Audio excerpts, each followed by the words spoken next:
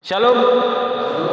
Ya. Bapak Ibu Saudara kekasih Kristus Yesus, tema kita dalam ibadah minggu hari ini ialah Yesus Sang Sumber Berkat.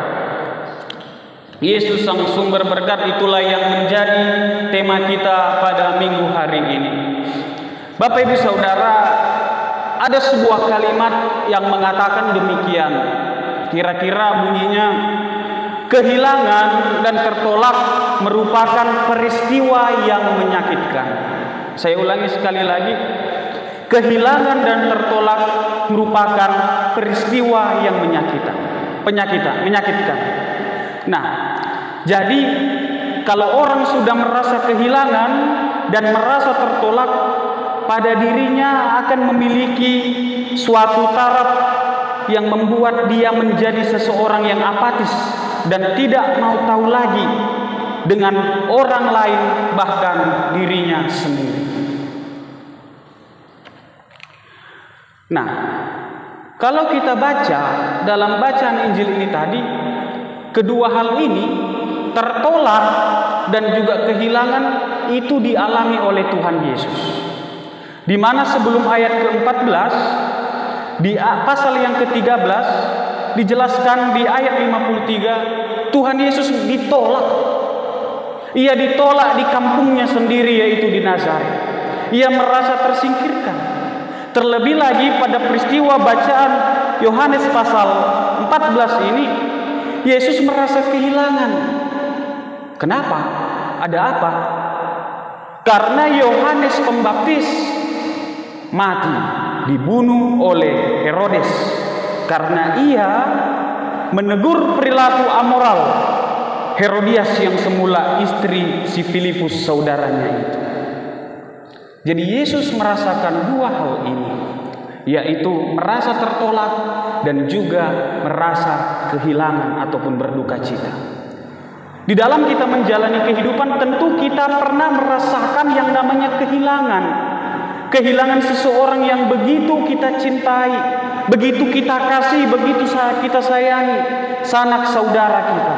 Tentu kita merasakan sangat-sangat kehilangan. Apalagi kalau orangnya ini sudah berperan dan memberikan dampak dalam hidup.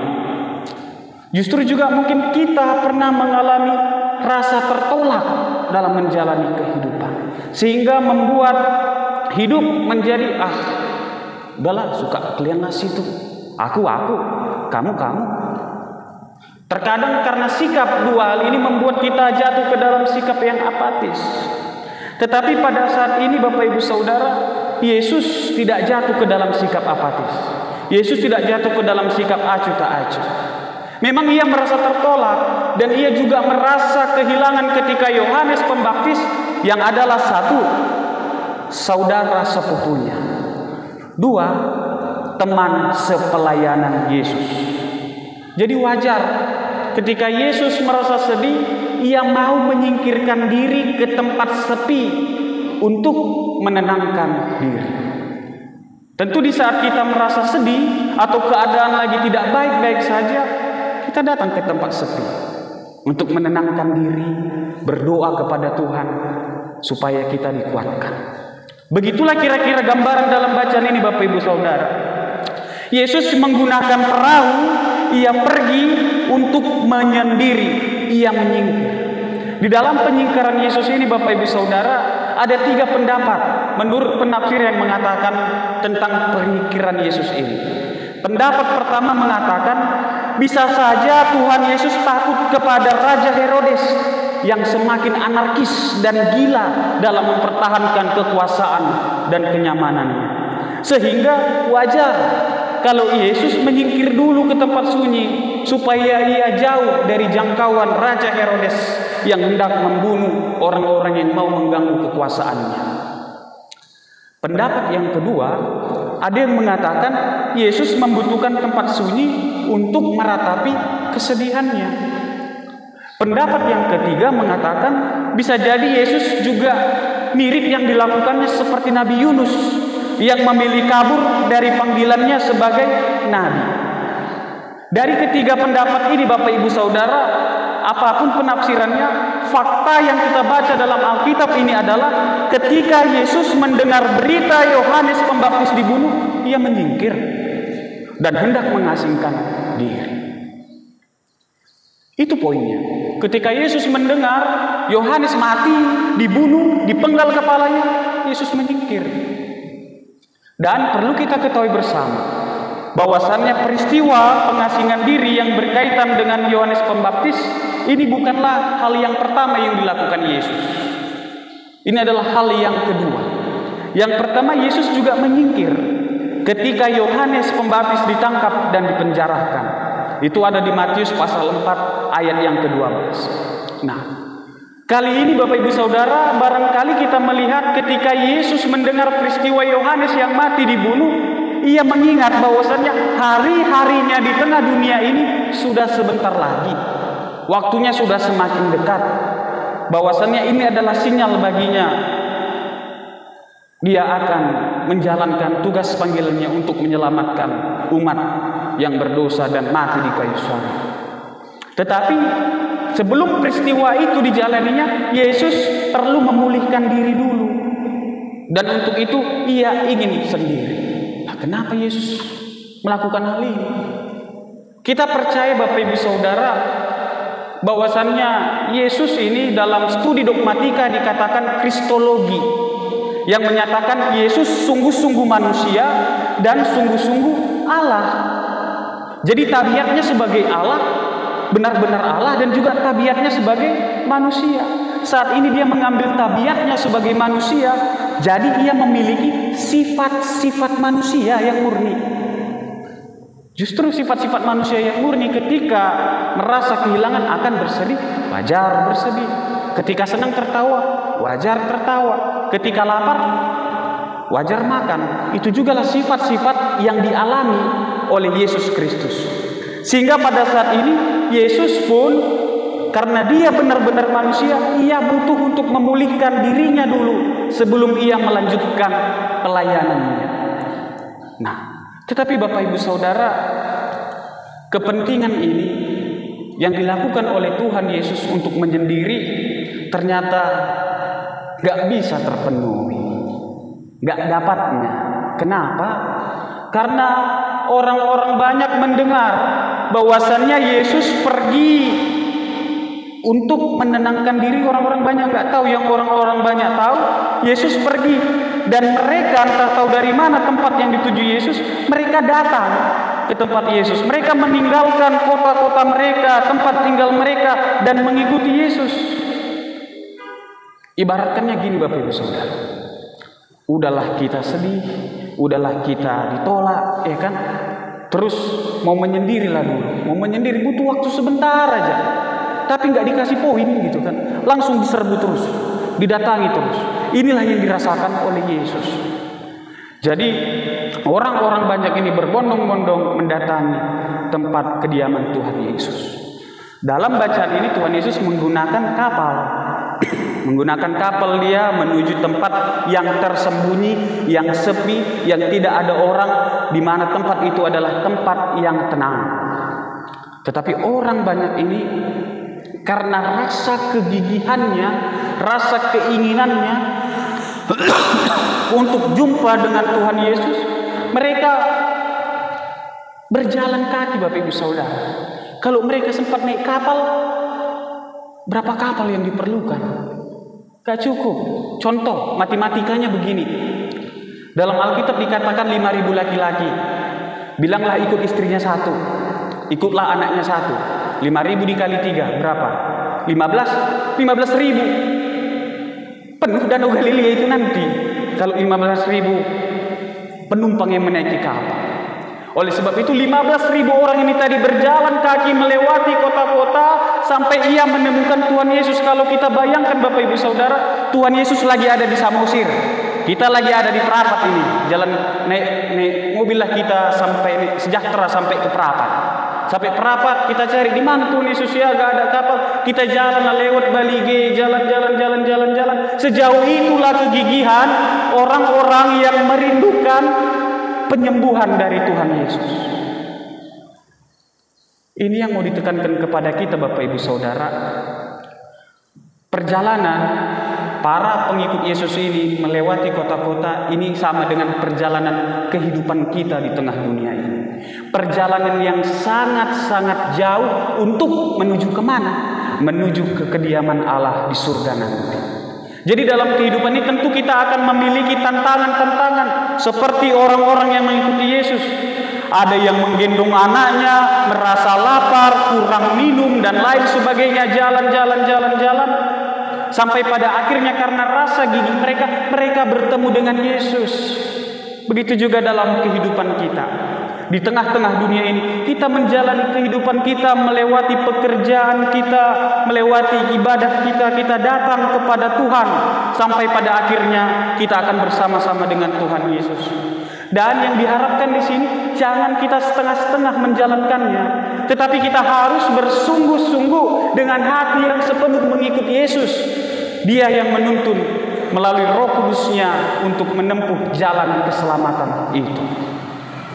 Nah, setelah Yesus melihat orang-orang banyak yang bersungguh-sungguh datang menjumpai Dia, apa yang terjadi Bapak Ibu Saudara? Inilah sesuai dengan tema kita, Yesus Sang Sumber Berkat. Sang Sumber Berkat yang pertama, Yesus merasakan, melihat mereka dengan penuh rasa belas kasihan. Ya. Yesus tergerak oleh rasa belas kasihan kepada orang-orang banyak ini.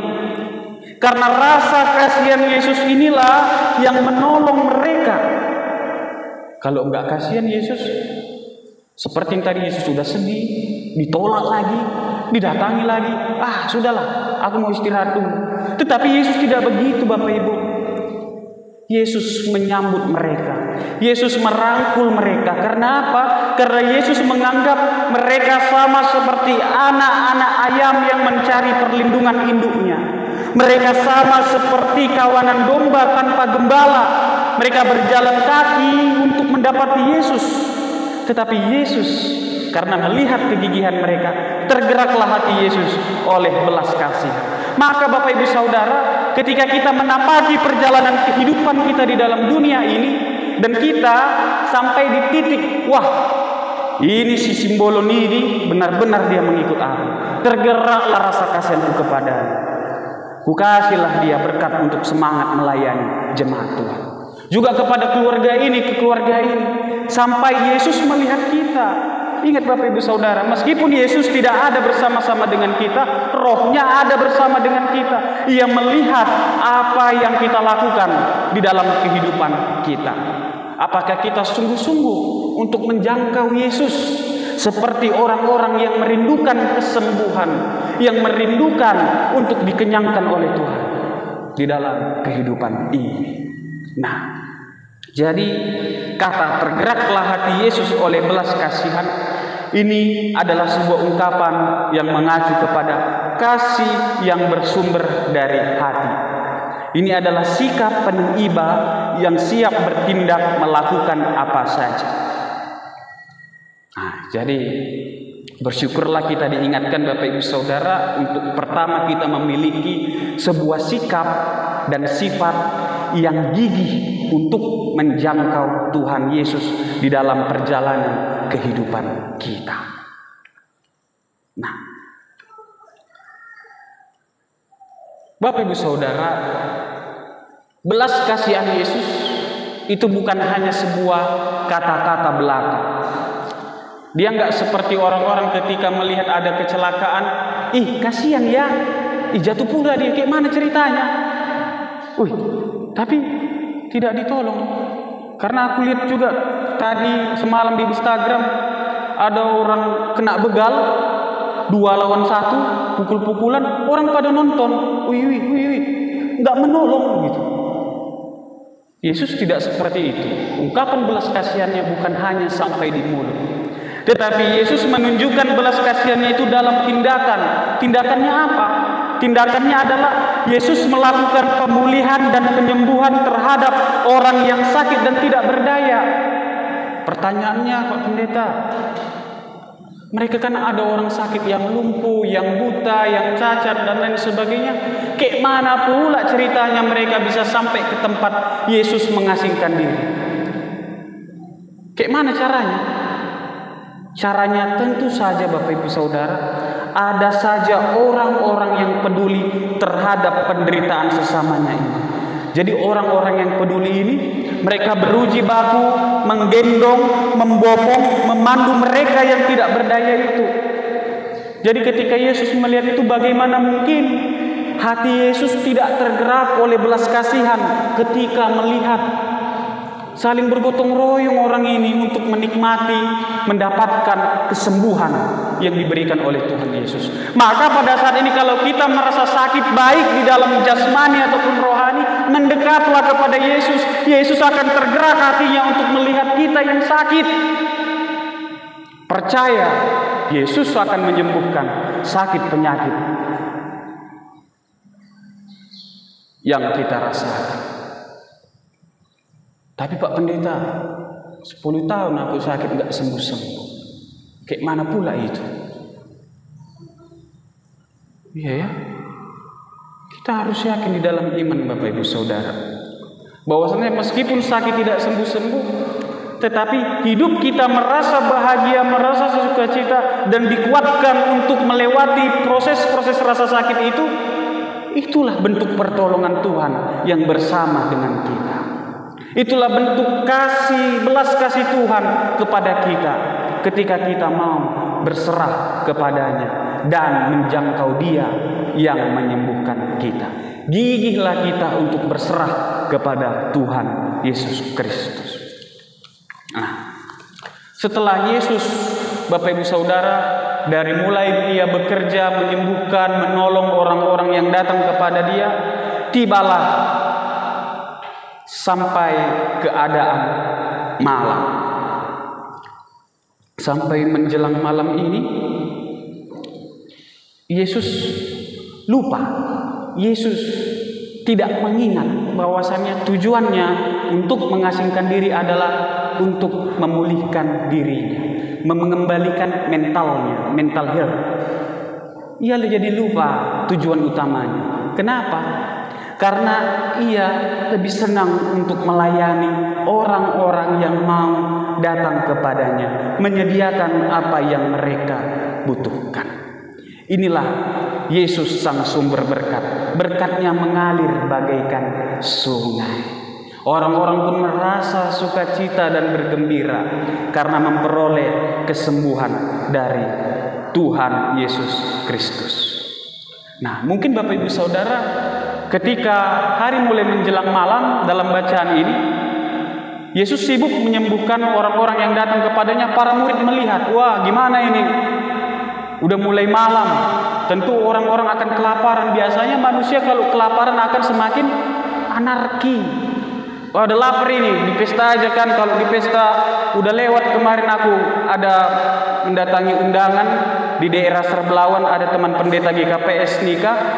Di sana jam 3 belum makan, udah pada sibuk semua. Makan woi, makan woi. Udah jam berapa ini? Udah telat, urusan lambung tengah katanya. Jadi para murid melihat situasi itu barangkali. Wah, mereka ini udah capek jalan, udah merasa lapar. Sehingga ditawarkanlah kepada Yesus solusi manusiawi di ayat yang ke-15. Dikatakan demikian. Tempat ini sunyi dan hari sudah mulai malam. Suruhlah orang banyak itu pergi supaya mereka dapat membeli makanan di desa-desa. Logikanya Bapak Ibu Saudara, yang 15.000 orang tadi disuruh pergi oleh para murid untuk mencari makan supaya mereka mendapatkan makanan. Apakah ada warung nasi ataupun warung BPK yang mampu menampung 15.000 orang? Gak ada pada saat itu. Sehingga solusi ini tidak diterima dengan baik oleh Yesus. Yesus menganggap ini bukanlah solusi yang baik. Sehingga Yesus berkata kepada para muridnya bahwasannya kamu harus memberi mereka makan. Nah, Inilah yang dikatakan Yesus, Bapak Ibu Saudara, kepada para murid. Kamu harus memberi mereka makan. Dengan berkata demikian, apa artinya ini? Ini mengatakan bahwasannya Yesus memberi tanggung jawab kepada murid-muridnya, Bapak Ibu Saudara. Iya, Yesus memikirkan untuk memberi sebuah rasa tanggung jawab sedini mungkin kepada muridnya.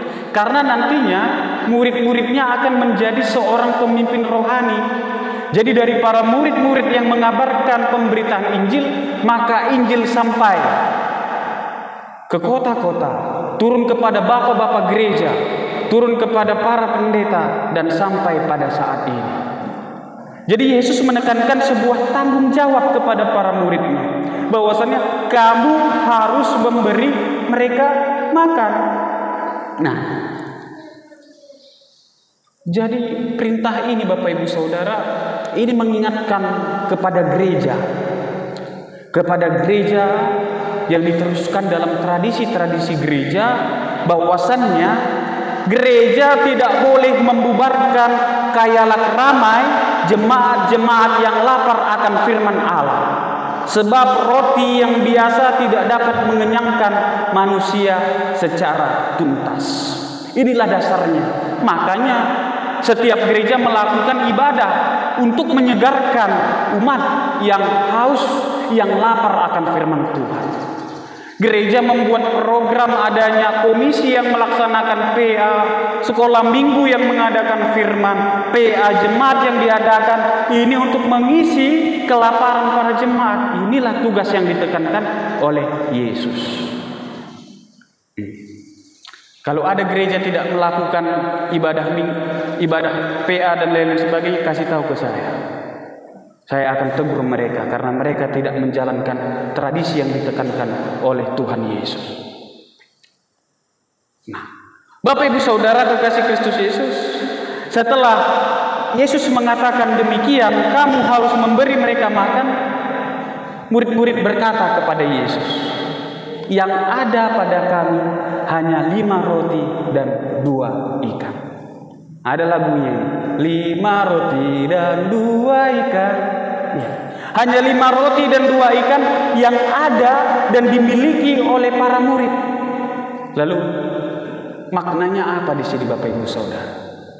Maknanya adalah Tuhan Yesus mau murid-muridnya ini berusaha, mau murid-muridnya ini bekerja, tidak hanya tinggal diam dapat berkat. Jadi jangan sekali-sekali kita berpikir untuk bisa makan langsung datang dari langit hujan uang. Dan ada gitu. Tetapi harus adanya sebuah proses, yaitu usaha. Sehingga para murid mungkin pada saat itu berusaha mencari, memang dalam keempat Injil sinopsis dikatakan ada seorang anak yang mengatakan ada 2 roti dan 5 ikan. Memang tidak dituliskan dalam Injil Matius pada saat ini. Tetapi inilah usaha yang dilakukan oleh para murid sehingga mendapatkan itu. Lalu Yesus melihat, wah inilah usaha muridku. Bekerja mereka, dapatlah ikan itu. Lalu Yesus mengambil roti itu dan mengadah ke langit. Ya kan? Mengadah ke langit, dan setelah itu Yesus mengambil roti itu dan memecah-mecahkannya.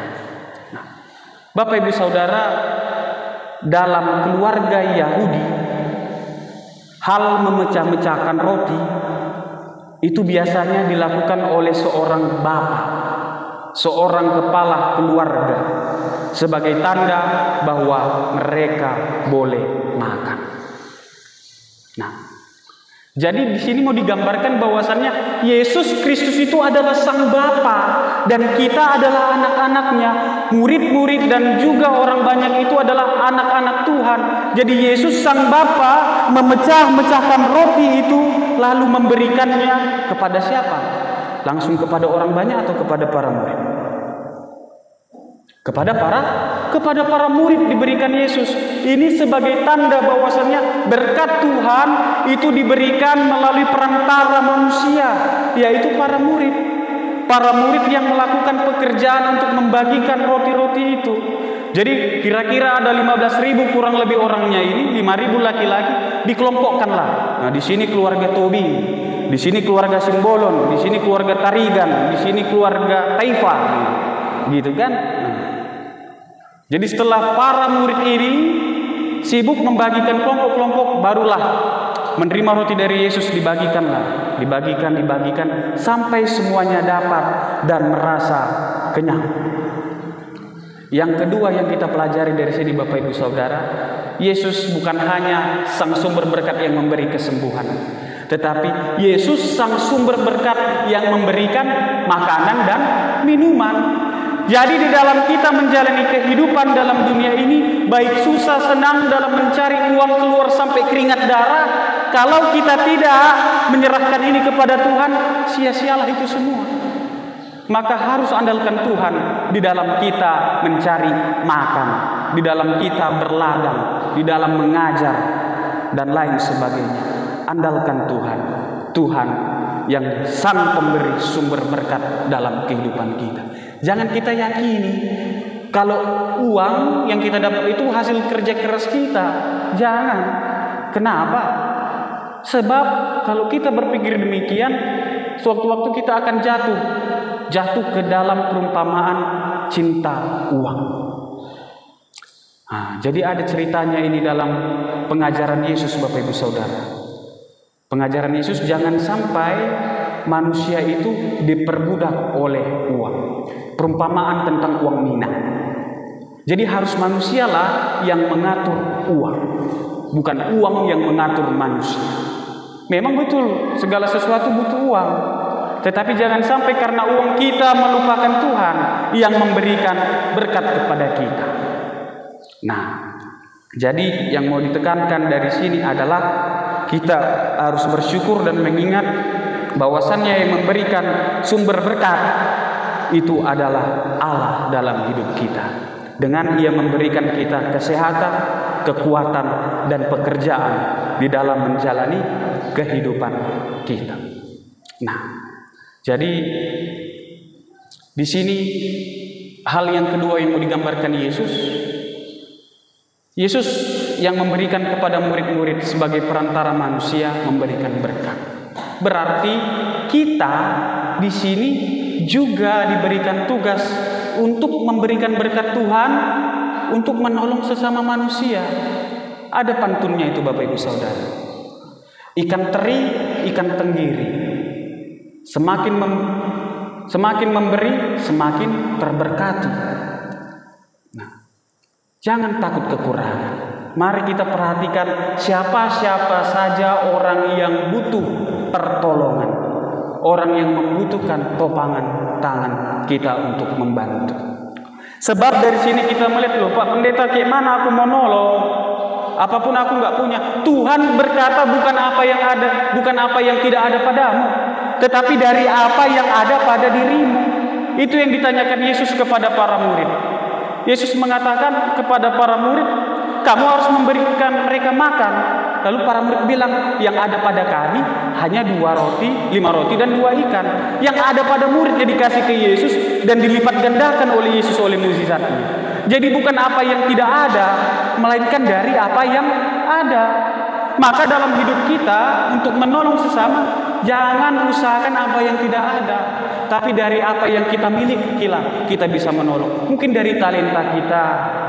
Seperti talenta kita mampu melatih kor, kita berilah melatih kor itu untuk persembahan kita melayani. Mungkin kalau ada yang talentanya dan lain sebagainya, diberikanlah itu untuk melayani Tuhan. Nah, itulah yang diinginkan oleh Tuhan. Bukan yang tidak ada, tapi yang ada pada kita, itulah kita beri kepada sesama kita. Nah, Bapak Ibu Saudara, yang terakhir yang mau ditekankan di sini, sisa 12 bakul. Sisa 12 bakul ini menggambarkan tentang ke-12 suku Israel. Jadi pada saat itu orang-orang Yahudi mengingat peristiwa mukjizat yang dilakukan oleh Yesus ini. Mereka mengingat, ini sama seperti kisah si Nabi Musa. Nabi Musa yang dimana ia menurunkan mana dan burung puyuh untuk memberi makan umat Israel yang sedang berjalan dari tanah Mesir menuju tanah Kanaan. Mungkin juga mereka mengingat tentang kisah Nabi Elisa yang dengan 5 roti menjamu 100 orang. Dan mereka saat ini melihat sosok Yesus yang tampil sebagai nabi akhir zaman dan sebagai Mesias yang dijanjikan oleh Allah. Nah, jadi Bapak Ibu Saudara, mereka melihat kemahakuasaan Tuhan, berkat yang diberikan oleh Tuhan, dan mereka percaya akan Yesus Kristus. Jadi sebenarnya kedatangan mereka kepada Yesus bukan untuk makan. Kalau dari judul kan Yesus memberi makan 5.000 orang. Bukan makan ininya poinnya. Bukan makanannya, tetapi firman yang diberikan Tuhan, perbuatan yang dilakukan oleh Tuhan. Maka aplikasinya dalam kehidupan kita, kalau kita PA jangan makan yang ada di otak kita, tetapi firman Tuhanlah yang harus kita pikirkan. Memang betul Pak Pendeta, antara jasmani dan rohani itu penting, betul. Tapi utamakanlah firman, baru makan. Sebab sumber berkat itu berasal dari Tuhan. Maka kita boleh makan. Nah, jadi jangan nanti saya bilang gini, aku ke rumah Bapak Ibu nggak dikasih lagi aku makan. Iya. Bapak Ibu Saudara kekasih Kristus Yesus, dari sini kita melihat bahwasannya berkat Tuhan itu terbagi menjadi 3. Jelaslah ia sang sumber berkat. Pertama, Yesus melihat orang-orang yang membutuhkan pertolongan, baik sakit dan lain sebagainya. Ketika datang kepadanya, Yesus menyembuhkan mereka. Yang kedua, Yesus memberikan mereka makan, memperhatikan kebutuhan hidupnya. Maka datanglah kepada Yesus dan kita akan memperoleh berkat, sebab Yesus memperhatikan kebutuhan anak-anaknya. Dan yang ketiga, dari tema ini, Yesus mau kita datang kepadanya. Bukan datang ke tempat yang lain, bukan datang ke tempat dukun atau kuasa-kuasa gelap, tetapi datang ke tempat Yesus, karena Yesuslah Sang Bapa dan kita adalah anak-anaknya. Maka perintahnya hanya satunya sebenarnya dari sini. Mari kita perhatikan sesama, kita tolong dari apa yang ada pada kita, bukan dari yang tidak ada pada kita. Amin. Kita bersatu dalam doa. Terima kasih ya Tuhan,